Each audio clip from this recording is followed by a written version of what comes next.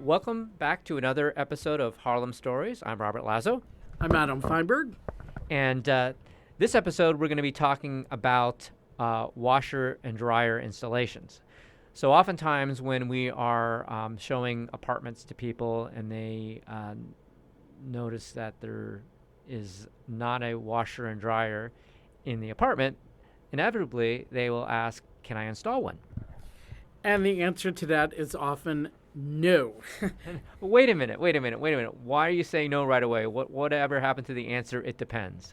Well, it does depend, but but I want to explain, some of the complexities that are involved because, the vast majority of buyers are just going to ask the question. I'm like, why won't the board allow me to install a washer dryer? And if the building is already kind of set up for it, then the answer might be it depends. But but washer dryers are tend to be complex. Let's focus the majority of this conversation mostly on the washer side, and the reason why dryers they tend to be easier because you can put them in a closet, and especially if they're electric in their nature, you can put them anywhere. They don't require ventilation. Now, those that are gas-driven do require ventilation, and it either needs to vent to the roof or outside the building somehow. So, that is one of the complications, but that's, usually in most cases, buildings would be required to vent on like the side of the building, not the front of the building. That is New York City housing codes, and that goes back to the Department of Buildings. But in terms of dryers, that's usually as complex as it winds up getting. If there is no ventilation to the roof, then it's got to go throughout the window.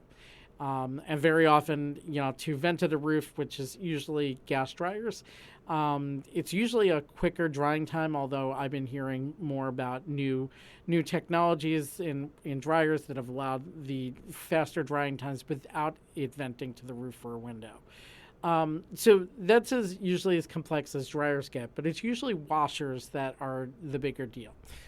So what's the issue with washers? So washing machines, number one, they require a plumbing source. And in New York City, first off, to understand, and the same applies to whether you're talking about kitchens or bathrooms as well, most buildings have rules that are called wet over dry rules. And you're probably asking yourself, what are wet over dry rules? Well, basically it amounts to any kind of wet space where you're going to have plumbing. It needs to be, especially since we're living in vertical worlds and apartments, you need to do wet over wet, which means like a kitchen over a kitchen or a kitchen over a bath, but some other wet space. As opposed to most buildings aren't going to allow wet over dry, which might mean putting a kitchen or a bathroom over somebody's bedroom. And what happens if it leaks? So imagine the place where somebody says, oh, I wanted to add a bathroom or wanted to add a washing machine, over here, and they want to put it over a dry space. Well, what happens if it leaks? Somebody could be sleeping and all of a sudden they're flooded and their entire ceiling comes down on top of them, and, water as well, while they're sleeping. So that's the first component about the wet over wet rule. So first off, you definitely need to, find a place that will allow for that. Now, sometimes it's a closet, right next to the kitchen, and they'll allow you to waterproof that. And there might even be lines that permit that. So that's the first component of, of understanding the aspects of potentially putting in a washing machine. So that's number one. Number two, there is going to be a lot of times buildings might say, you know what, can from an engineering standpoint, can our building, allow this many appliances on the plumbing line, or is it going to be too great of a pressure that are going to be on the lines? And if you don't have the proper, in essence, piping and plumbing in line for for the waste, as it comes down, as a washing machine tends to put a lot of pressure on the system, well, that could wind up causing a problem. But in addition, washing machines also need what's called a Suds Zone. And what winds up happening is as the soap from the laundry detergent suds up, it winds up putting additional pressure as opposed to, let's say, just having a regular sink, adding an additional sink or changing things over on that aspect. So that can add additional pressure on the line. And if the pressure is not set up for it and the width of the plumbing, what's called a plumbing waste stack, if it is not set up for that kind of pressure and that width is not appropriate and you don't have the appropriate ventilation put in line, what will happen? You're going to have leaks. And when we're talking vertical environment, it might not necessarily leak just on one floor. It could wind up leaking onto multiple floors. So, these are some of the issues that wind up coming in terms of washer dryers, but and specifically washing machines. But in addition, it could just be like, what if the building permits washer dryers in some units and other units have not been set up on it? Again, you're going to need an engineer to evaluate to see if the plumbing, can support it. But let's say even if the plumbing might be able to support it, you might have board members that say, you know what, we don't want or need these potential headaches because now what happens if there's too much pressure on the lines and we're going to potentially cause problems in other people's apartments. Maybe it does cause problems, maybe it doesn't. But as a board member, I'm an unpaid volunteer. And it's my time that everyone is going to come up to me screaming and yelling about problems, whether they wind up causing flooding or not.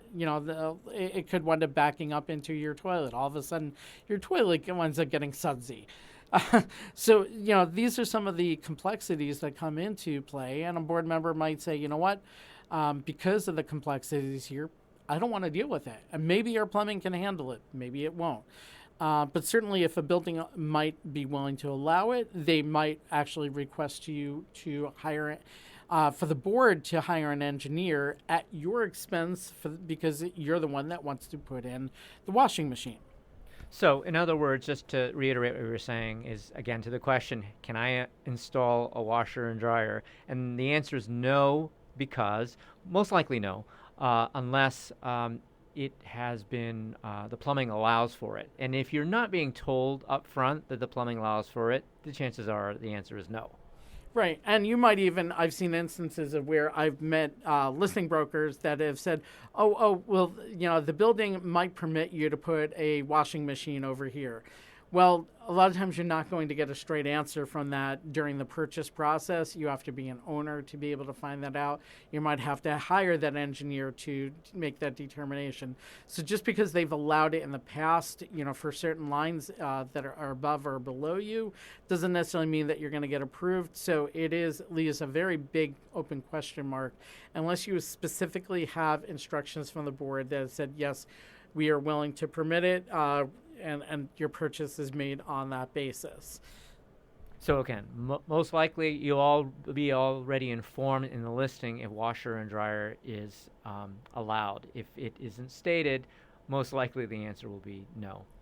Yeah, very often, if it's not stated, that's usually the kind of expectation for it.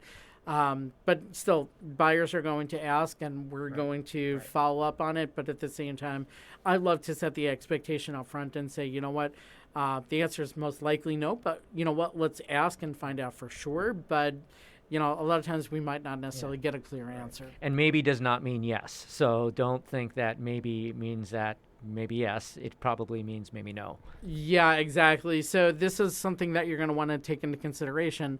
And depending on what neighborhood and where you are in Manhattan, I mean, the value of the washer dryer could wind up meaning a 6-figure difference in the price. Just for that flexibility of having that. Same thing like adding like a half bathroom or a full bathroom, the price differential for something that doesn't actually require a whole lot of space can add a whole lot of value because there are so few opportunities at a certain price point at that. And it's not like you can add a half bathroom or washer dryer or a full bathroom in just any location. All right. Well, thank you very much for joining us. We look forward to seeing you next time.